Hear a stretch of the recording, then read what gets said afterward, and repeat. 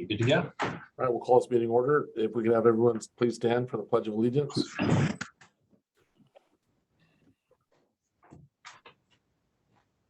Salute, pledge. I pledge allegiance to the flag of the United States of America and to the republic for which it stands, one nation under God, indivisible, with liberty and justice for all.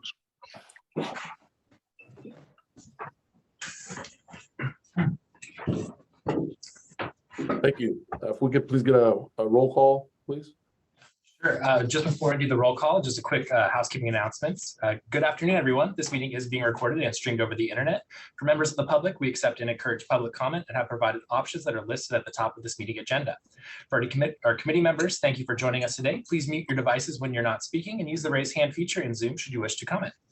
Okay, directors, when I call your name, please indicate your presence. Director Bullhan. Here. Frost. Here. Gore. Absent. Harris. Absent. Kennedy. Absent. Nisley. Here. Kozlowski. Here. West. Here. Vice Chair Baines. Present. And Vice Chair Lozano. Here. We have a quorum. Wonderful. I'd like to welcome everyone, especially the new board members. So we could take this opportunity to, it's probably the best time to go through and have every one of the board members introduce themselves, say a little bit about their backgrounds and the jurisdictions that they represent. I guess I'll start and then we'll maybe just go alphabetically to make it easy. So Karin Baines, Sutter County Supervisor. I'm born and raised here in Yuba City. Our family's been here for almost over 100 years. Fourth generation farmer. We grow peaches, prunes, walnuts, almonds, pistachios, rice in Sutter County and in the North State. We have a diversified land development portfolio. Our community is very diverse. The district that I represent, my great grandfather settled in 1924. Our family hasn't moved more than 2 miles away. A crow flies in that amount of times. My kids think we're jinxed. I think we're blessed. But more importantly, that I'm here to represent the diversity in cultures, faith, political diversity, you name it, ethnicities. Even the district is very diverse. Probably 15% of it is residential, and the remainder is agricultural. But that's just a little bit about me, and I'll pass it on to the next guy or girl. Sorry. Let's see. Who's? Yeah, go ahead, Director Bullhan. You're next on the. Oh, okay. Yeah. As James Corliss saw at the January 10th Ileton Council meeting, I just became mayor, and yeah, I've lived in Ileton for like many decades. My dad first moved out to the area in 1930. And I've pretty much been there ever since. So that's me in a nutshell. All right, we got Director Frost next.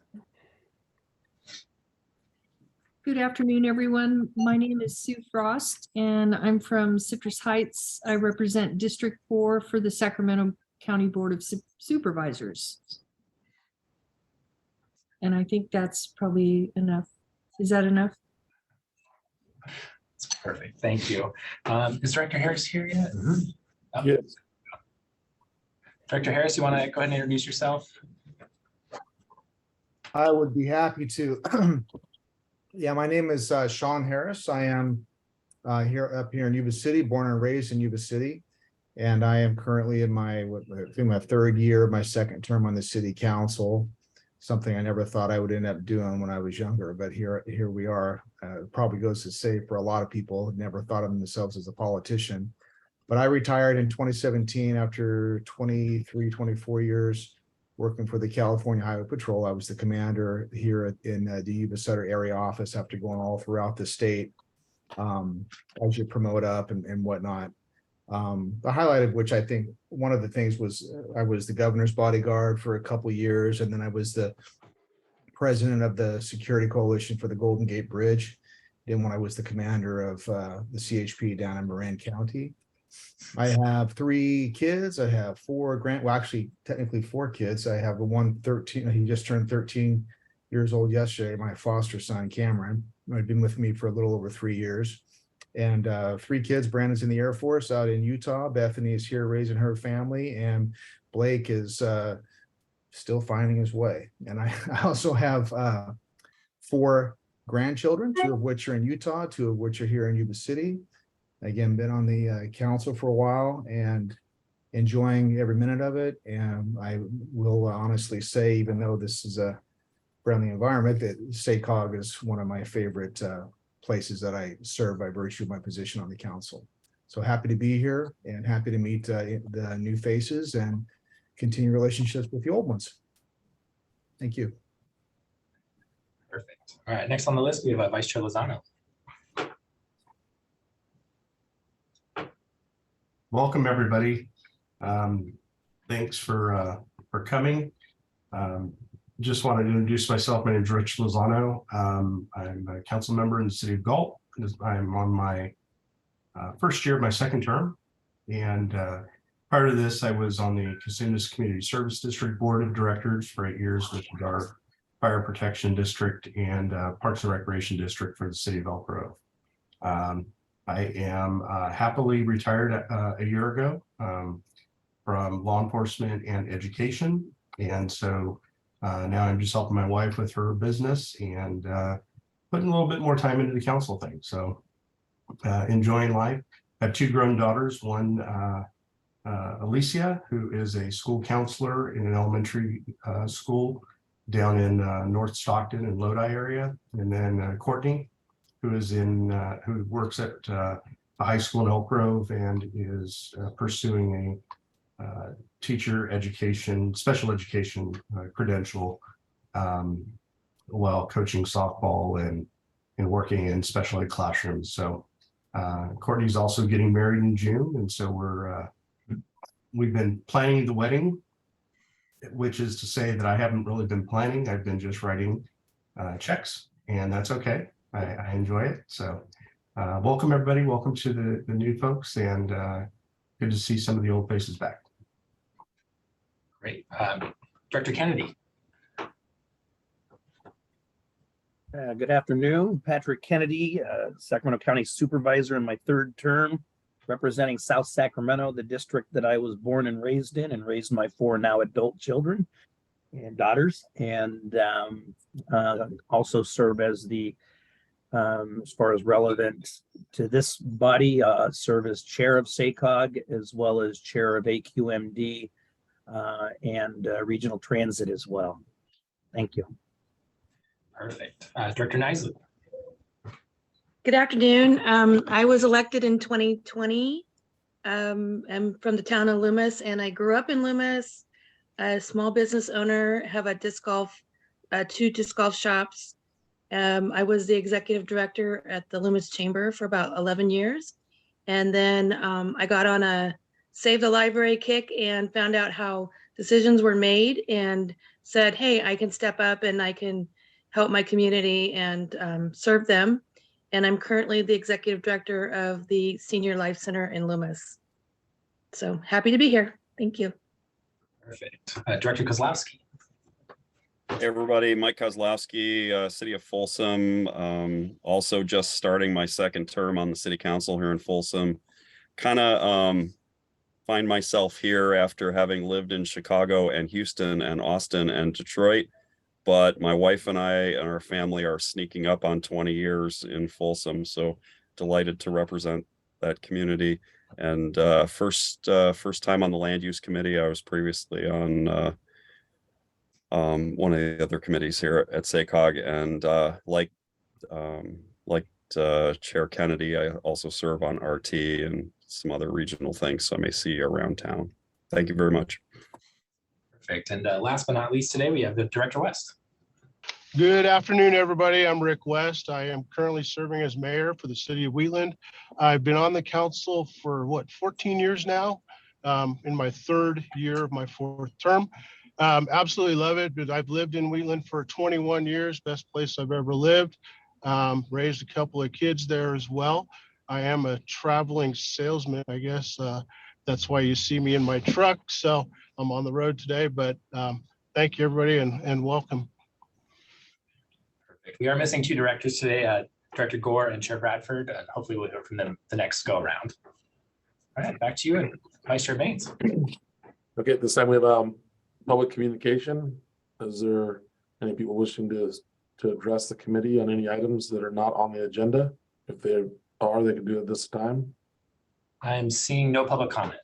All right, we'll move on to the consent calendar.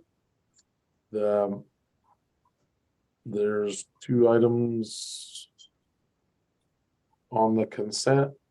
The one is the approval to allow us to have this meeting remotely, and second of the minutes.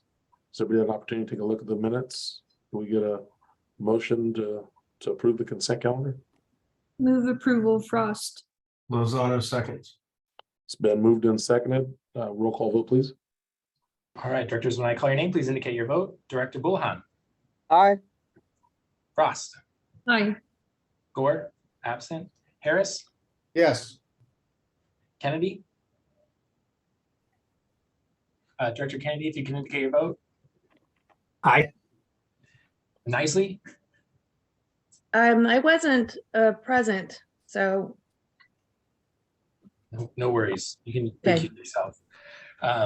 Kozlowski, Yes. West, Aye. Vice Chair Baines, Aye. Vice Chair Lozano, Aye. Chair Bradford, absent. Motion carries. All right, moving on to action item 3, Land Use and Natural Resources Committee charge. Clint, this is all yours. Good morning. I'm Clint Holtzen. I'll be your staff lead for the Land Use Natural Resources Committee this year. So your first action to consider as the Land Use Committee is recommending to the board to adopt your charge for the year. Land Use Natural Resources, you will be overseeing our a lot of our work related to obviously issues of land use and natural resource. That includes air quality. A big change for this year is the move of the blueprint. The update of our long-range transportation land use plan from the Transportation Committee is now part of the LUNR Committee's charge. So you'll be overseeing the development of that plan. I'll talk about that a little bit more later on in the agenda. You're also going to be overseeing, as soon as next month, the doling out of about $30 million in funding through our Green Means Go program to catalyze housing development in what we're calling green zones around the region. You'll learn a lot more about that in the months to come with awards next month, but then we're planning kind of an ongoing roadshow where we'll bring some of the jurisdictions that are moving on activities or getting awards in these green zones, where we're trying to bring those in every month so we can kind of see how these are playing out across the region. You also are overseeing a grant-funded project in our Coordinated Rural Opportunity Plan.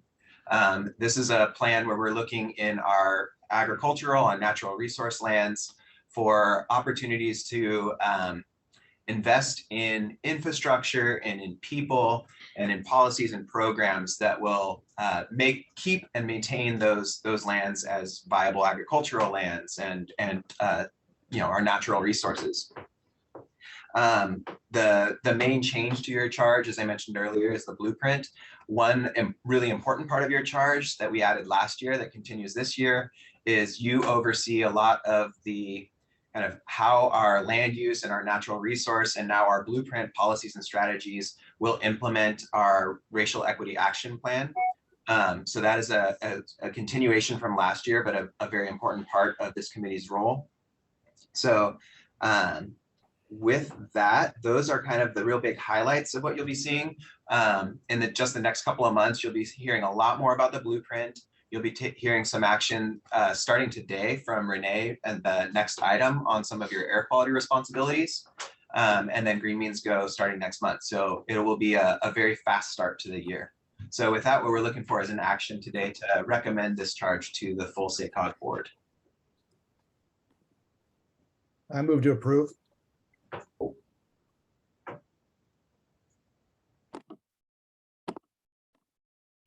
There's been a motion. Can I get a second? Lozano seconds. It's been moved and seconded. Roll call vote, please.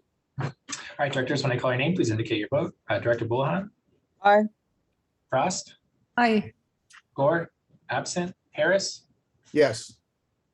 Kennedy, Aye. Nisley, Yes. Kozlowski, Yes. West, Aye. Vice Chair Baines. Aye. Vice Chair Baines, could you indicate your vote? Aye. Vice Chair Lozano Aye. and Chair Bradford, absent. Motion carries. And for the record, there was no public comment on this item. Okay. Now, item number 4, the spare the air transportation control measure. Renee? All right, making sure that you can hear me. Good afternoon, Renee DeVera-Oki. I'm your regional air quality planning staff.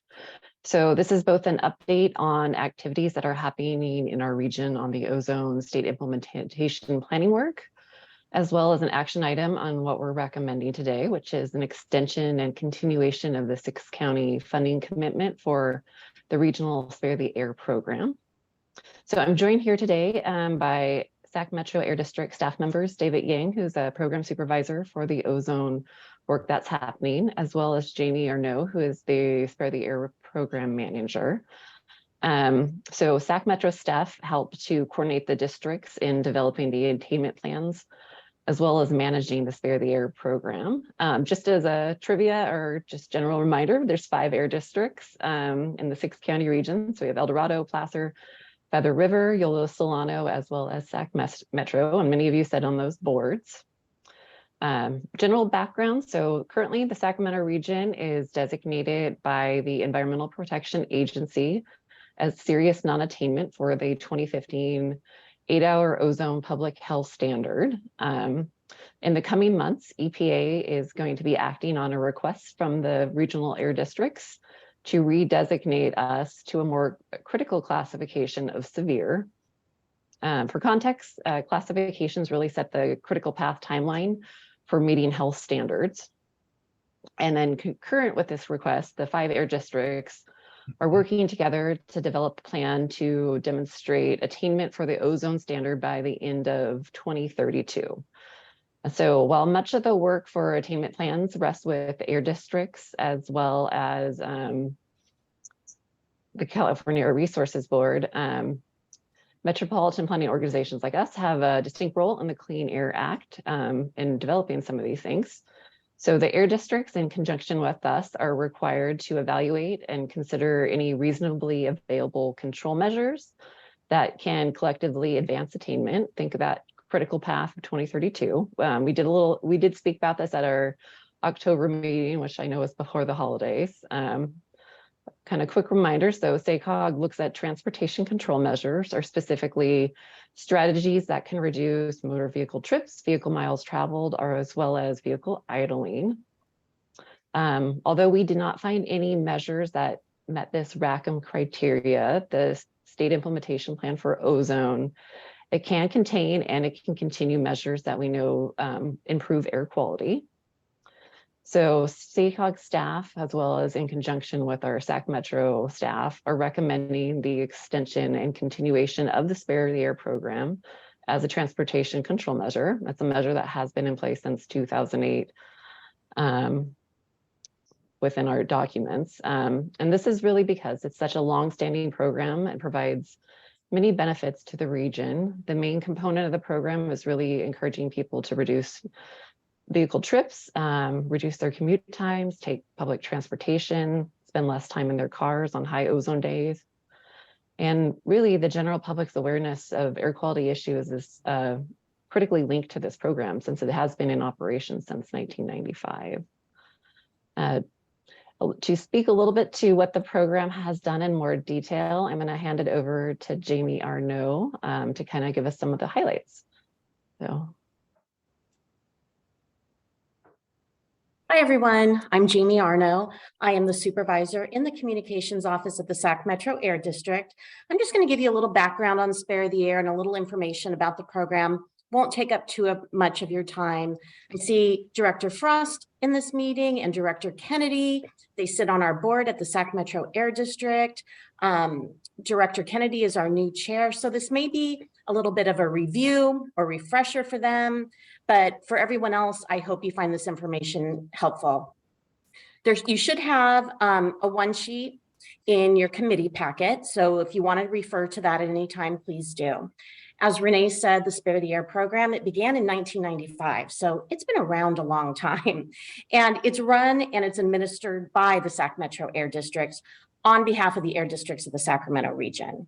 And as Renee said, it really started as a simple driving reduction campaign. And the goal of the program was to reduce the amount of days we exceed our air quality standard and getting us closer to meeting our clean air goals. Over the years, I would say that the program is kind of bifurcated a little bit. The main goal is still to reduce air pollution, getting people out of their cars, encourage them not to drive or use alternate forms of transportation, and reduce those what I'll call spikes in the summer. But now we also focus on teaching the public about the causes of air pollution, the effects of air pollution, what they can do to reduce air pollution, and how it really affects public health.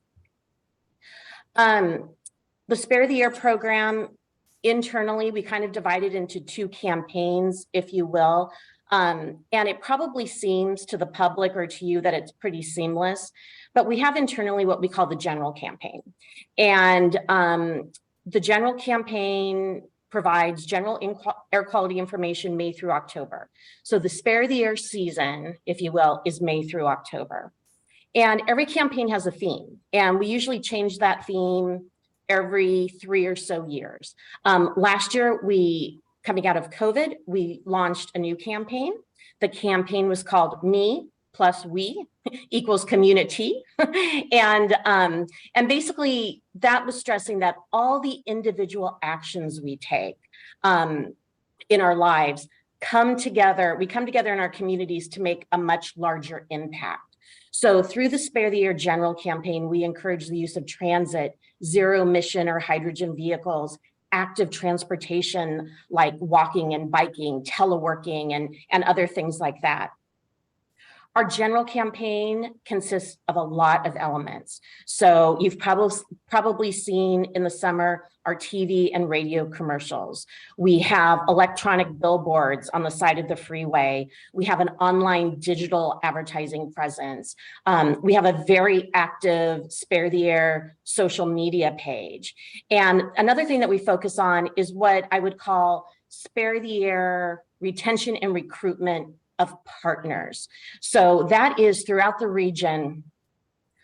Our partners are places of worship, grocery stores, gyms, doctors' offices, vet schools, government offices, banks. You kind of get the idea. And we provide those partners with a lot of air quality information and information that they can share with their patients or their employees. So we put together a monthly newsletter regarding air quality topics, and we send it out to those partners. We've developed a Spare the Air toolkit, and in that toolkit, we have things like ready-to-use newsletter articles that they can just cut and paste and put in their employee publications, artwork, videos, collateral materials. We make those available online to download, or we actually print quantities and we'll mail them to certain partners. That would include things like brochures and tip cards that they can share with their community or their employees. And we also put together ready-to-use social media posts so that they can get air quality information out without doing all the work. We attend, part of the general campaign is we attend a lot of community events to teach the causes and effect of air pollution. We have done school assemblies. Right now for the 2023 campaign, we're looking at more school programs we can do and getting into the schools more. A really important part of the campaign, which you're probably all familiar with, is the air quality forecasting. So May through October, we provide regional forecasting and by county forecasting. And We provide air alert email notifications. That's an opt-in email notification system. And also the Sacramento Region Air Quality app that residents can download. And through that email notification system and through the app, we distribute or push forecast and alerts, air quality alerts, what we call Spare the Air Day alerts. Another tool that is very helpful and very popular is the sparetheair.com website, which is filled with information. So on there, we have our forecast. We have air pollution maps. We have wildfire smoke information, which, as you know, has been such a concern. And we have educational materials, and we have a little section for kids too. So that's our general campaign. And then we have internally what we call the episodic part of our campaign.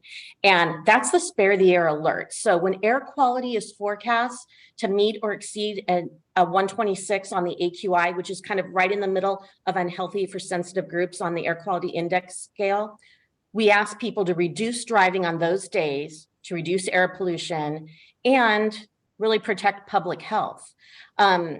So residents have really come to rely on these alerts to make behavior changes, whether it's a transportation related change to reduce air pollution, or a change to protect the health and the health of their family, the health of their community. And what I mean by that, like an example would be, you know, getting an alert and deciding you're going to exercise in the morning when ozone levels are good and it's okay to be out and exercise, instead of the afternoon where those levels are elevated and it's not healthy to be breathing that air. Or choosing to refrain from sending your child to a sporting practice in the afternoon where they're going to be running around a lot and breathing unhealthy air. So when we send out those alerts, we broadcast them on TV. We do radio advertisements, the electronic billboards I talked about. We get the word out on social media. And then the staff at the Air District, my office, the communications office, we conduct or we coordinate interviews with the media to also get the word out related to the Spare the Air alerts. And the TV meteorologists, they get their air quality information from us. and then they get the forecast and the real-time information out to their viewers. So, you know, I kind of mentioned wildfires, touched on wildfires a little bit. You know, although the Spare the Air program is primarily focused on ozone, ground level ozone. Like I said, wildfires, as we all know, have become so commonplace. And the smoke from wildfires actually enhances the formation of ground level ozone. So, you know, when we're impacted from the smoke from wildfires, we really get, I would just say like a double whammy, right? You've got the high particulate matter smoke from the wildfires, and then you've got the ground level ozone, which has been elevated, and it's been more of it has been produced because of the wildfires. So when we're in a wildfire episode, we do forecast for particulate matter. We think it's very important to get that word out. We provide the smoke information on sparetheair.com. We send out smoke advisories. We provide the smoke forecasts. We conduct media interviews, and we try to get as much information out to the public as possible. And that includes getting the health information from the PM, the particulate matter or smoke out there. So overall, just to wrap everything up, you know, I think Spare the Air, it's a very robust, multi-pronged program. The residents of the Sacramento region, they're familiar with the program, and they really use the tools and the resources that Spare the Air provides to protect their health and reduce air pollution. So I will stop there. Thank you. Thank you for your presentation. Is there any public comment? There is no public comment on this item. All right, I see we have a Vice Chair Lozano who's got his hand up. Yeah, Jamie, thank you for the presentation. I appreciate it. I just had one quick question in terms of the education and outreach measures and community events. And I probably would know this if I were on the Air Quality District Board, but my colleague Kevin Papineau isn't here. So But my question is this, we have monthly farmers markets that are like 9 in the morning to 2 in the afternoon on a first Saturday of the month. How would we go about asking your staff to come out to those events or maybe a couple of those throughout our summer? Sure. Contact me, Jamie Arno, Sac Metro Air District. Renee can give you the information. We can get you on our calendar. Just so you know what we do, and we found it to be very interactive and engaging. Some of you may be aware of our mascot. We have a Spare the Air mascot. Scooter, the Spare the Air dog. He's 9 feet tall. He's huge. And children just flock to him. We found it much more successful, instead of just standing behind a table giving out information, having Scooter with his quote handler, right, who can actually see, walk around, pass out information. The kids run up to him. He was invited to a wedding. People love him. So we would love to get Scooter out at one of your events. So please just contact us and we will get you on the calendar. Okay, thank you so much. I appreciate it. All right, Renee, is there anything else you would like to add? I think Jamie covered it. Thank you, Jamie. So just a quick reminder. So it's an action today with 2 parts. So it's extension of the Spare the Air program as a transportation control measure, as well as continuing our funding commitment of $600,000 per year for the years 2025 through 2032, which is our anticipated attainment year. All right, are there any questions from any other committee members? No, through the chair, I don't have any questions. I just want to back up. Jamie, did you say the mascot was invited to a wedding? Yeah, he was not invited. I misspoke. He wasn't invited to a wedding. He showed up where a wedding was taking place, and they brought him into the wedding pictures and then posted the bride and the groom and Scooter on the family's Facebook page. Yeah, it's amazing how stuff like that sometimes takes hold and sometimes it doesn't, but that's really good. Good for you guys. But anyway, so nothing more. I just wanted to make that comment. All right, this is an action item, so I'm looking for a motion from the floor. I will move to approve that. Is there a second? Okay. Is there a second? Lozano seconds. All right, so moved in second. Roll call vote, please. All right, directors, by calling name, please indicate your vote. Director Bullhan. Aye. Frost. Aye. Or absent. Harris. Yes. Kennedy. Aye. Nisley. Yes. Kozlowski. Yes. West. Yes. Vice Chair Baines. Aye. Vice Chair Lozano. Aye. And Chair Bradford absent. Motion carries. All right, moving on to item 5. It's information item, land use implementation activities. Dov? Yes, good afternoon, committee members. This is an information item on all of the land use implementation activities that SACOG staff participates on an ongoing basis. This committee and the board are going to receive and file staff report every single month with this material, but just since it's the new year, we have some new faces. Wanted to provide a little bit more context about what these activities actually entail. I think most everyone here is familiar with the SACOG blueprints. It was a voluntary foundational planning and visioning process that we all underwent in 2005 to think about how the region can grow in a way that increases our quality of life and really tries to minimize things like air pollution, congestion, and whatnot. As part of that process, we did adopt a set of blueprint principles. So I'll list those here: housing choice and diversity, transportation options, mixed use, compact development, use existing assets, quality design, and conserving natural resources. And these principles are really integrated into everything that we do at SACOG, and much of the work that we've done in the last 18 years since we've adopted the blueprint has been oriented around how can we actually implement those principles in our regional as well as our local planning processes. So certainly the more formal SACOG projects and programs, like some of the things that Clint was talking about that we'll be talking about this year on our long range plan, and of course the funding round, those are an attempt to implement the blueprint. I'm not really going to focus on those things today because this item And the subsequent receive and file items that this committee will receive are more focused on the whole suite of activities, letters, outreach, technical assistance, really all of that stuff in the background that SACOG provides on an ongoing basis in the name of implementing the blueprint. But again, it isn't necessarily a part of a formal project or a program. And that's because we know that the work doesn't just stop when we adopt that plan. When we award that transportation project funding, it really requires intentional follow through.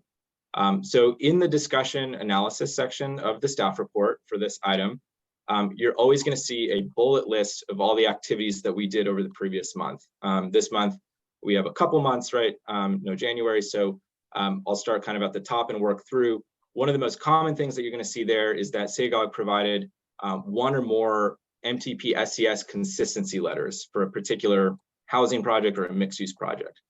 So I'll explain that. One of the key parts of SB 375, which is the bill that was modeled after our blueprint process and really shapes our long range plan, is that certain types of housing and mixed use projects can get some environmental review relief through the California Environmental Quality Act, or CEQA, if they meet certain conditions. And one of those conditions is being consistent with our Metropolitan Transportation Plan Sustainable Community Strategy, or our MTP SCS.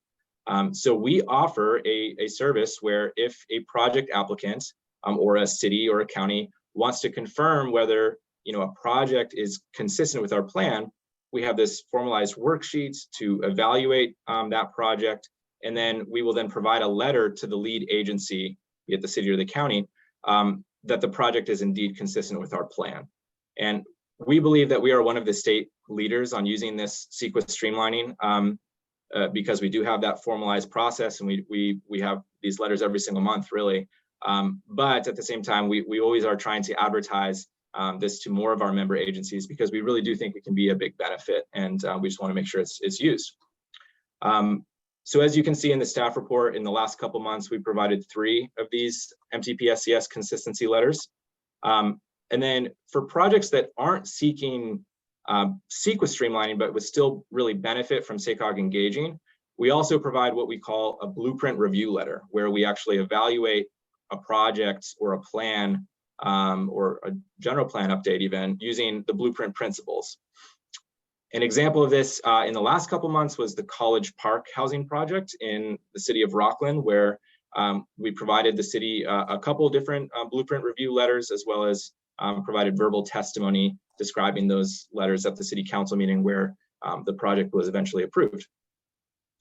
We often also provide technical assistance for our members to understand and make it easier to implement new state legislation.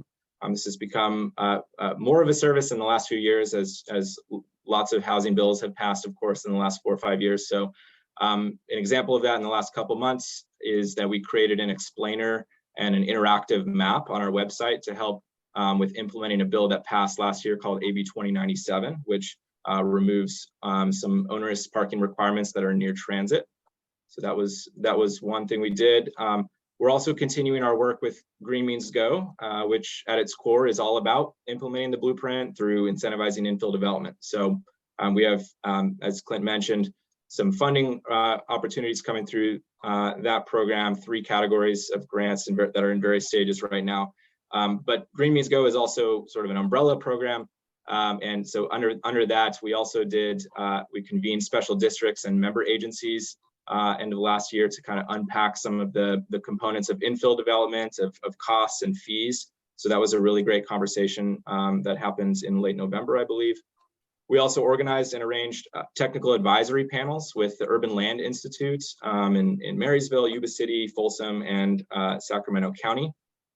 And then a repeating service that you'll often see in this staff report is that we provide letters of support for state and federal grant applications, as well as, of course, technical assistance on those applications as they come up, and especially for projects that really help implement the land use component of the blueprint. So in December, we provided a review and support for land trusts in the region competing for funding for conservation easements, as well as for the state's Sustainable Agricultural Land Conservation Program, or the SALC program. So I think we have a letter in there for the Cedar Buttes Regional Land Trust. We're also providing letters of support and technical assistance for applicants that are applying for the Affordable Housing Sustainable Communities Program, which is a program that our region actually did very well in last year. We were awarded $59 million for 2 projects, one in Sacramento and Yuba City. So all of that is happening behind the scenes between December and January. As I mentioned, this is going to be a recurring receive and file item that you're going to see every single month to track all those things that SACOG staff is doing to really, again, implement the land use component of the blueprint. Some of these activities are going to be an every month thing, and then some are just going to be standalone sort of ad hoc activities. So, part of what we wanted to really highlight here today is that we are here for you as a resource to you and your staff. We do our best to stay on top of all the opportunities, but it is a big region, 28 local governments. We really benefit from you and your staff reaching out to us for support. That's a lot of the times how these things come to be. So, it's an ask, I guess, for whenever you come across a project or an opportunity that you think would benefit from SACOG providing support, please do not hesitate to reach out or have your staff reach out. With that, thanks for your time. Happy to answer any questions you might have. Is there any public comment? There's no public comment for this item. Any question from the committee members?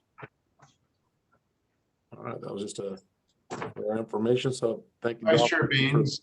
Yes. Do you mind if I just, this is James. I hope you can all hear me okay.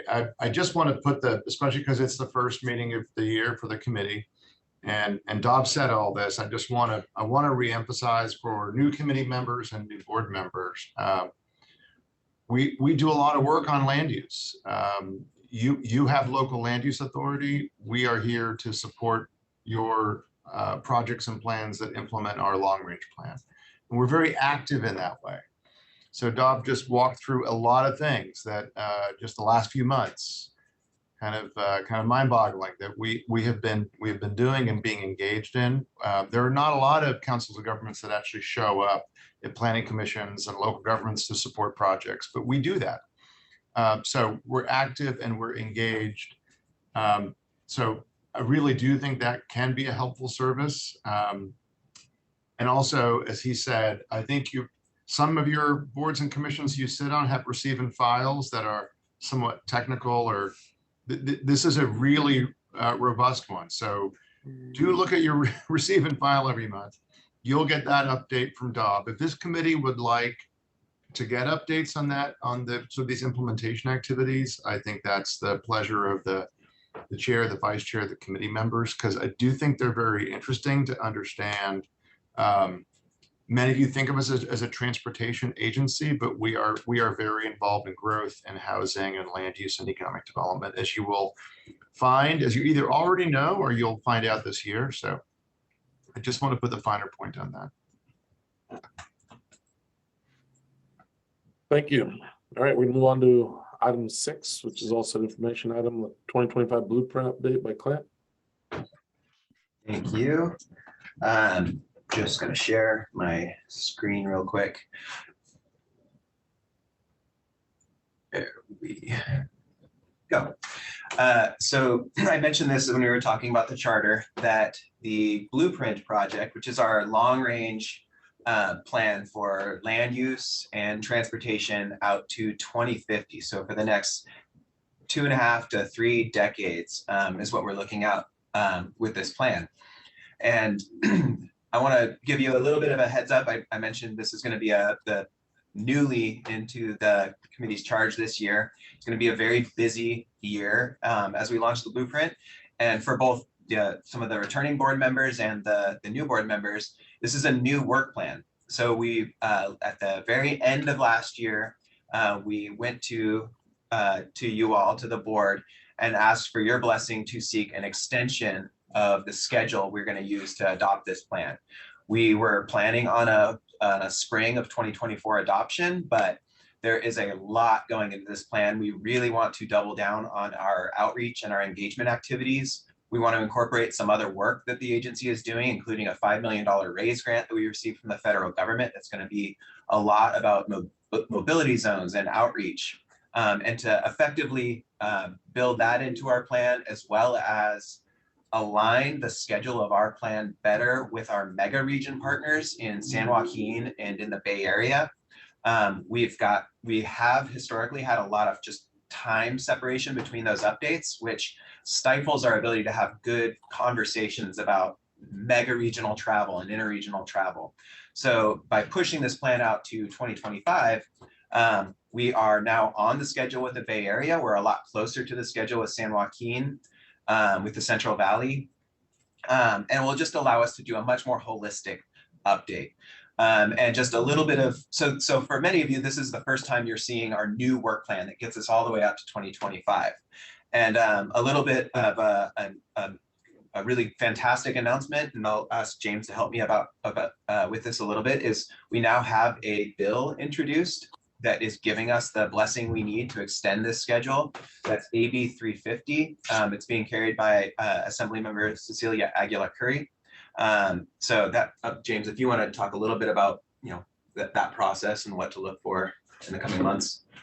Yeah, sure. And for the returning board members, you may remember we had a couple of updates for you late last year where we talked through what we need to extend our plan cycle and the time frame. And at the state level, as Clint just mentioned, we have to extend our sustainable community strategy, which is the state part of our plan that helps us meet our climate targets. Because if we don't, there actually are some financial consequences to that.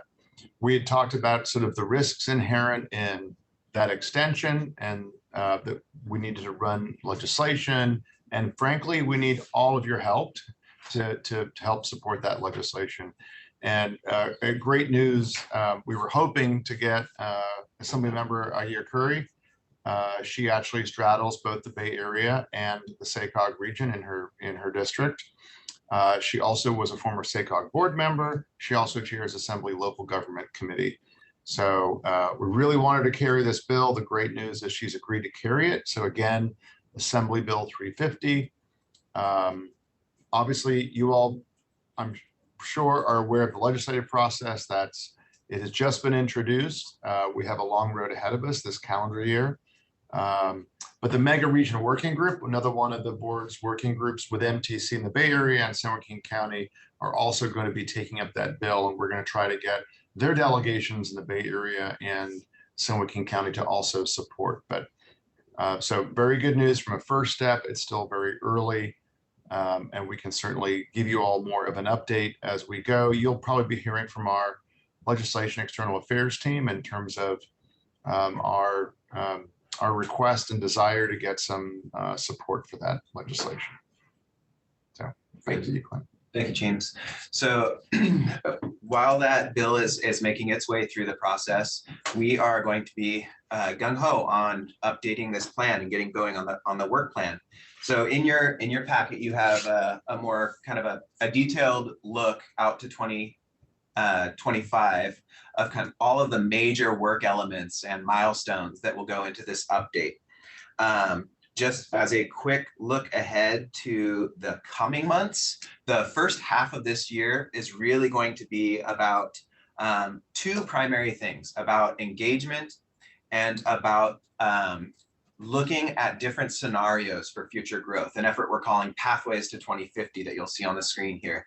So on the engagement front, we partnered at the end of last year with Valley Vision on a built environment poll. This is a poll that went out. It's a statistic poll that went out to the full region, just on values and ideas around the built environment and how we interact with it.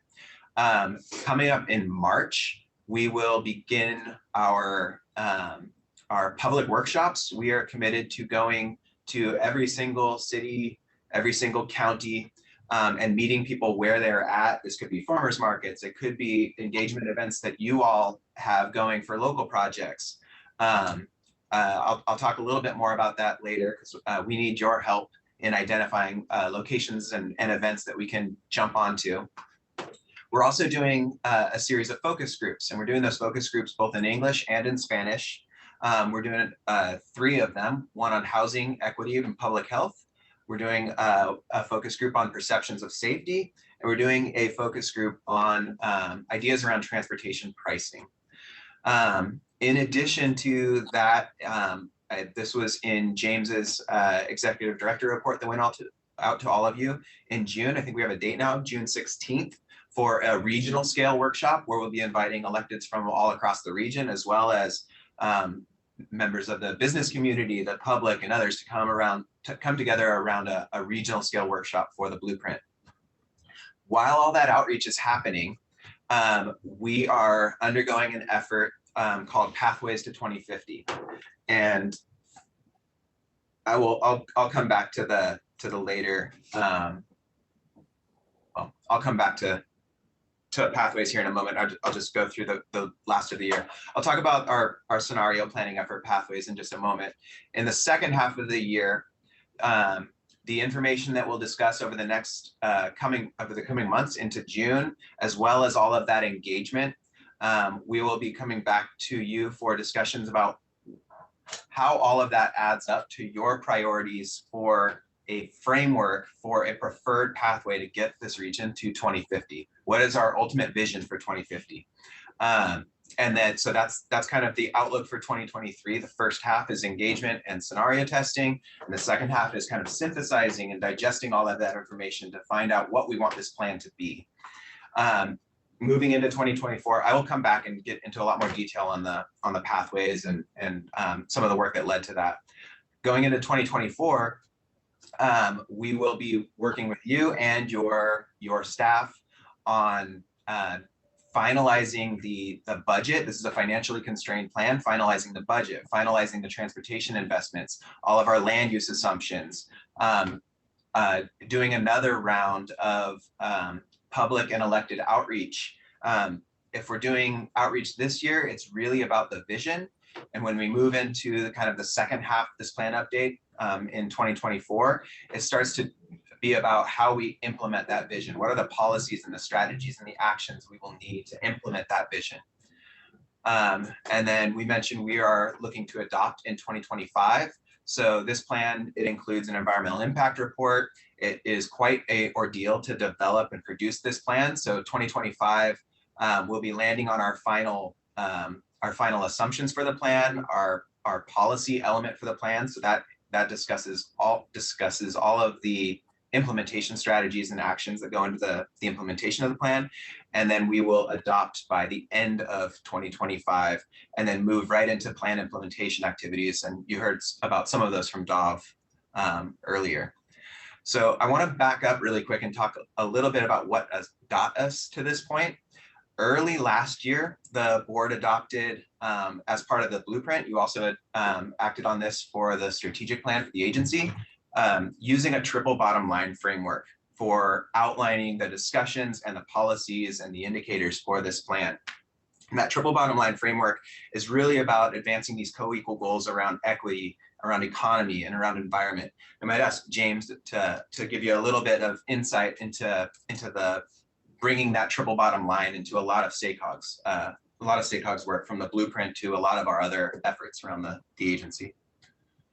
Yeah, thanks, Clint. And again, I'm doing a little, we're doing a little level setting today, right? Just to make sure. I know many of you who are returning board members went through a lot of this last year, and you adopted, and it's a good thing to remember that the board adopted this triple bottom line framework.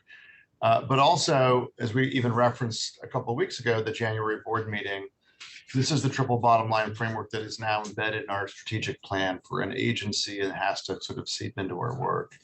And I guess what I would say about this is, and Clint made reference, our job is to help you translate what this means. And I think actually in the attachment in the packet, there's a really nice way that we have translated, and I won't read that out, but I would really recommend. We did a lot of work last year in terms of how the 3 E's and the triple bottom line really kind of show up and what it means and what they look like. But the idea here is we are not trying to trade off one thing over another, as hard as it is. And we're really trying to maximize programs and investments and land use patterns that maximize to the extent possible all three of these goals, being mindful we're not going to hit 100% on each one all the time. So, you know, we're looking for transportation investments that help reduce greenhouse gas emissions, help actually retain and attract the workforce of the future, and help reduce disparities by race, ethnicity, income, etc. So it is something you're going to hear from us a lot. Where our job is to continue to try to translate this in terms of what it means all the way down from the strategic plan, the framework of the blueprint, all the way down into programs and projects and investment. But if you're new to the board, this I think is something if we're doing our job, you're going to be seeing a lot of this. And if we're doing our job well, we're going to be telling you exactly what it means. So to start having conversations about how the triple bottom line will be incorporated into the blueprint and the trade-offs that we may be facing as a region as we're deciding on, you know, our land use strategies and our transportation investment priorities. To help us with that, SACOG is working on building these three separate pathways. And these pathways represent kind of the spectrum of futures from that we can grow into over the next 2.5 decades. So we've got three pathways. One pathway is what we're calling outward expansion and limited infill. And so that is looking at a lot more kind of new greenfield or developing community, a lot of housing and jobs going into those areas.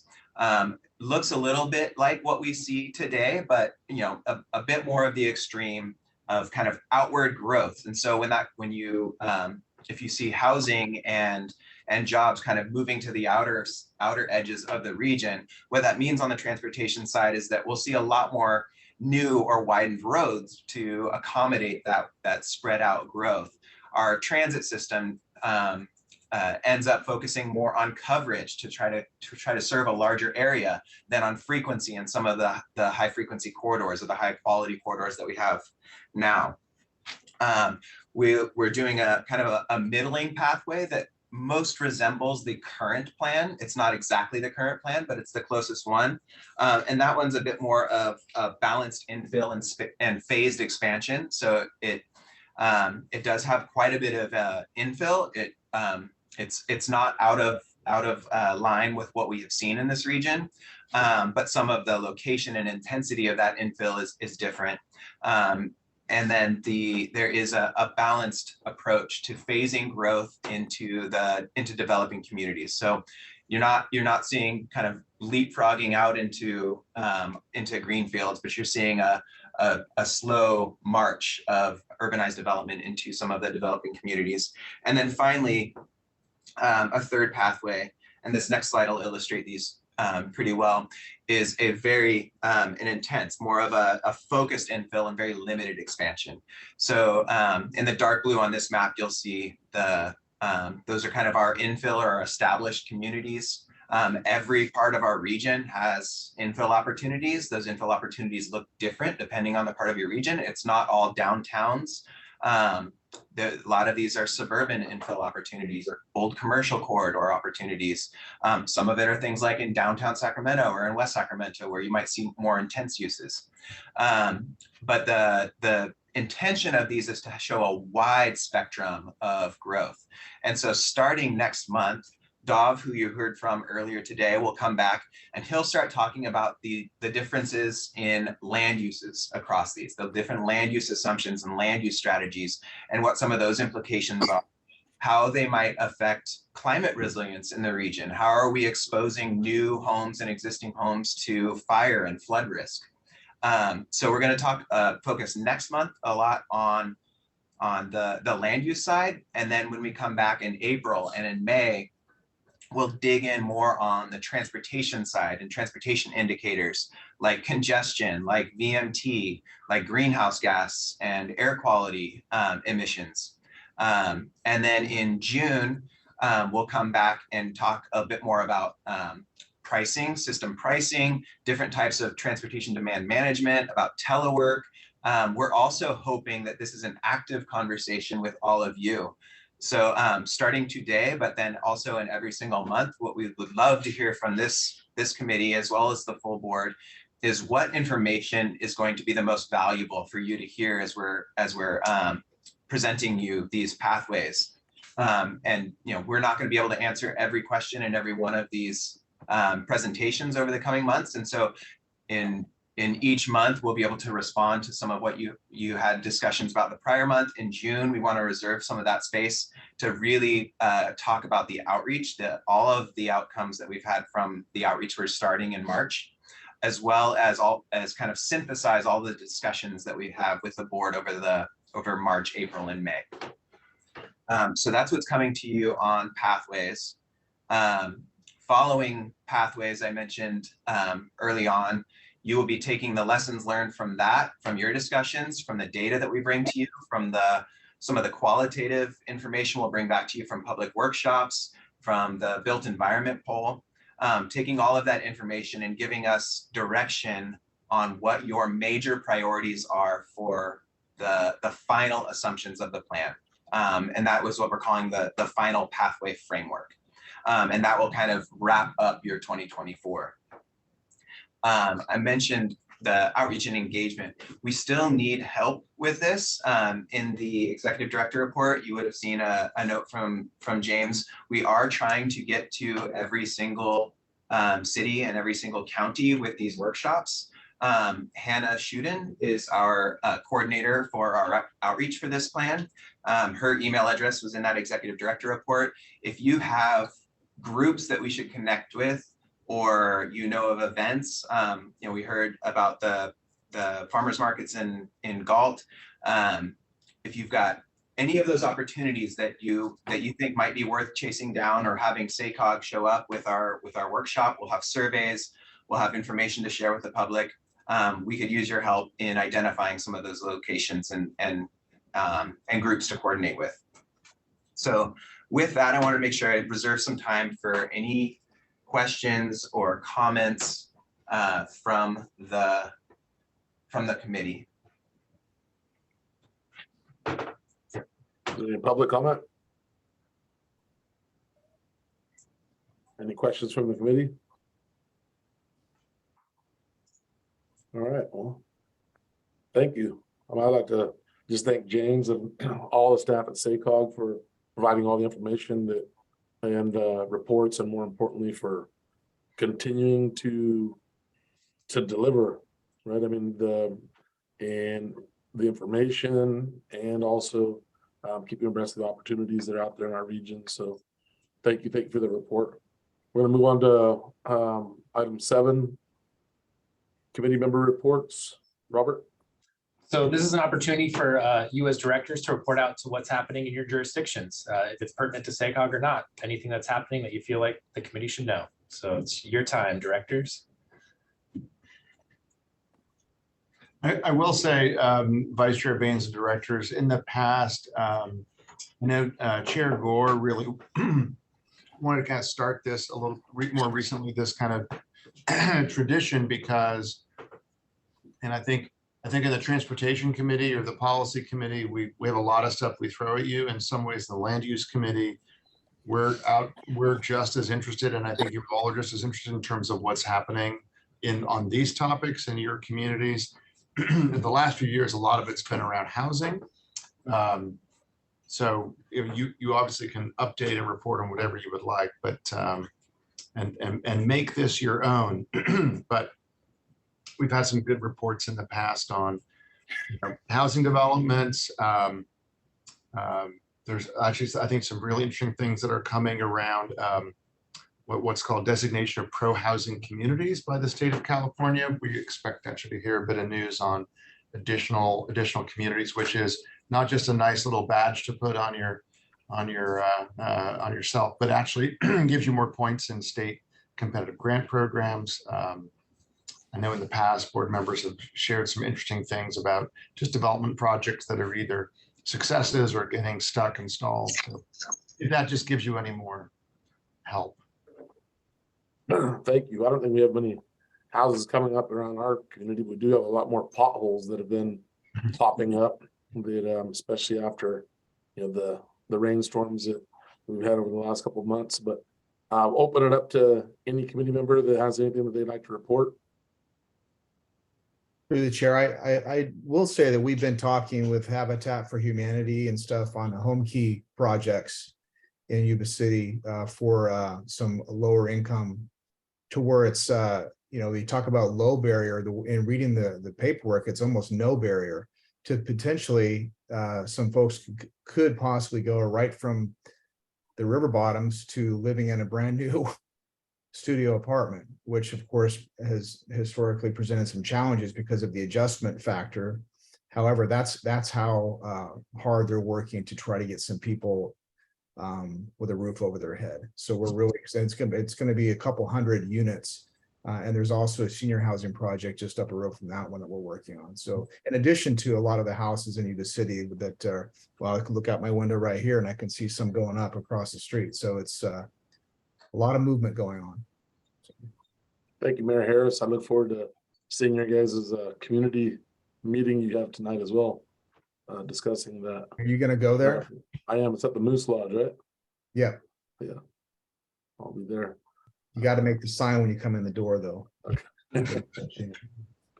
All righty. We have Vice Chair Lozano. Yeah, real briefly, I mentioned our Saturday markets. They're starting up in March, first Saturday of March 92, and we'll go through November. So if you're down this way, you hit me up and I'll give you the grand tour of the downtown area of our city. This weekend, we have our 16th annual Winter Bird Festival, which is really cool, especially with all the weather that we've had. We've seen a lot of different types of birds and coming into the area, and there'll be walks out in the Cosumnes Preserve and things like that. So if you're interested in that, feel free to come down. I'll be out there most of the morning. And so, like I said, feel free. It's a pretty cool deal. The other thing that's of interest is we've been working on a visionary plan for our market grounds area. And one of our staff members has presented it to some of the SACOG staff over time, and we're real excited about it. The vision is mixed use with some housing, some higher density housing, maybe some senior housing, along with retail and things like that, right at our city's core area right off the freeway. And so that's going to be coming back to the council, I think, next month. And so we'll make some decisions on whether or not to pursue the financial analysis on it. So, but we're real excited about it, and it will do some things, I think, to spur the economy down here, as well as maybe spur the economy in other areas of our city that will connect by different modes of transportation. And then lastly, I just want to mention that we have about 45 acres of highway commercial right on Highway 99, on just the east side of Highway 99 in the center of town, that's been vacant for forever, obviously. And of the 45 acres, we have carved out 10 acres of that for our higher density housing in our housing element to address some of our RHNA numbers. Well, the upside is on the other side of that property is residential that's going to start doing the underground work this spring.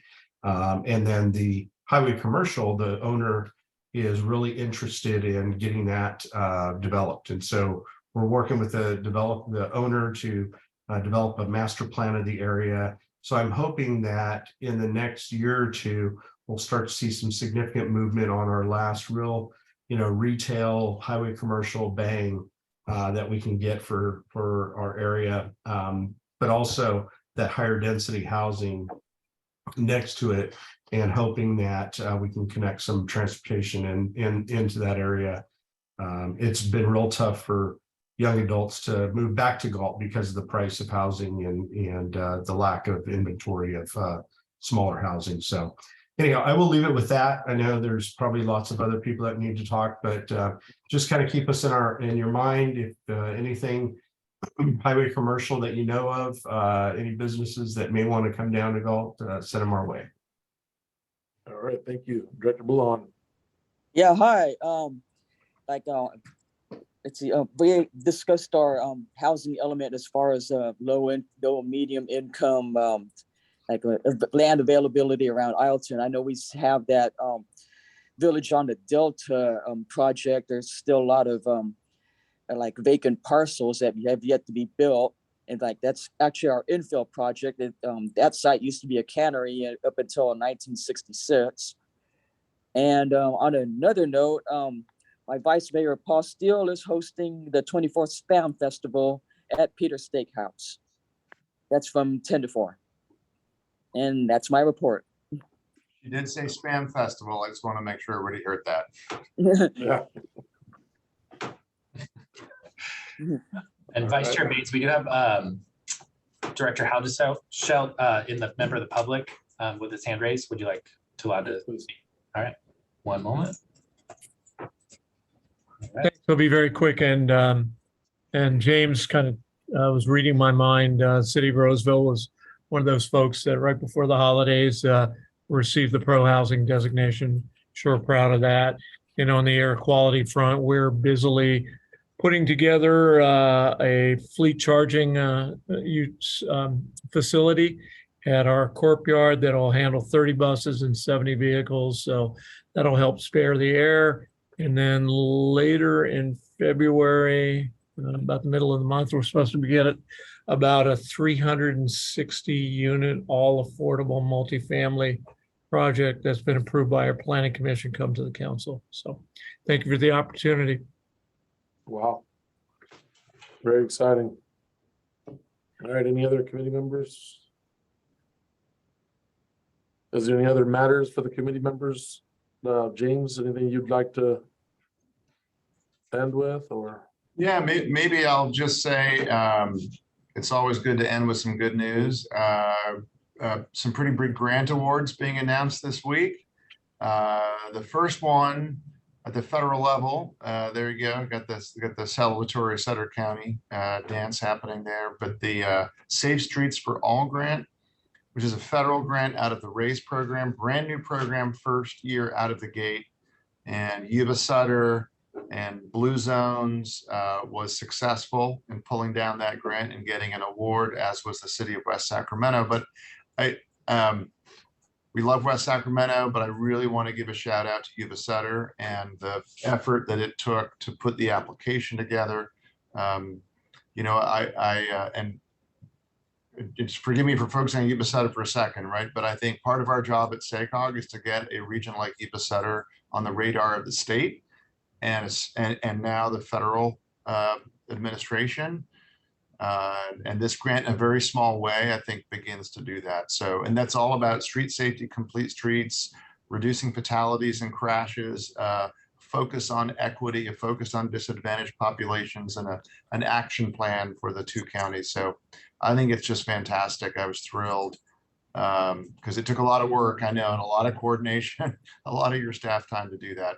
And then the second one is the state TIRCIP, so-called TIRCIP, Transit Intercity Rail Capital Program. Some pretty big awards we can detail a bit more, but for mega region projects. So Director Haldeshelt will be, I'm sure, happy and knows about it. Third track to Roseville, which is the capital corridor, but improving service and frequency. And also a pretty significant grant for the Valley Rail project, which will bring ACE from the Bay Area, San Joaquin Rail, up to Elk Grove and Sacramento and the airport, but then hopefully north up to Marysville, Yuba City, and Chico. So some pretty major awards that have been announced this week, and that feels good. That is great. Great way to end the meeting. I guess just a reminder to everybody, the next meeting will be Thursday, March 2nd, 2023 at 1:30 p.m. remotely via Zoom. If there's nothing else, I'd like to adjourn the meeting. Thanks, everybody. Look forward to the year ahead. See you, everybody. See ya.